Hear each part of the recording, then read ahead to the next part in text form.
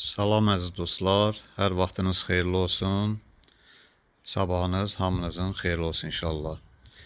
Dostlar, belə bir yenidən sualla müraciət eləmək istəyirəm sizlərə. Yəni, bu işlə məşğul olan insanlara əsasən bu sualımı yönləndirirəm. Nar ağacı, yenidən mövzumuz nar ağacıdır. Nə üçün nar ağacının, baxın, tökülür hamısı, yəni meyvələri çiçəklənən vaxtında tökülür. Yəni bunun səbəbi nədir? Kim deyə bilər? Nə səbəbə görə üzərində olan narlar tökülürlər? Ağacın dibinə tökülürlər. Baxın, görə bilərsinizlər. Və bilmək istəyirəm ki, bunun səbəbi nədir? Yəqin ki, həyatında nar olan insanlar var və bu videoya baxacaqlar və əminəm ki, bu sualımızın da cavabını inşallah cavablandıracaqlar. Öncədən hər birinizə öz təşəkkürümü bildirirəm. Allaha əmanət olun.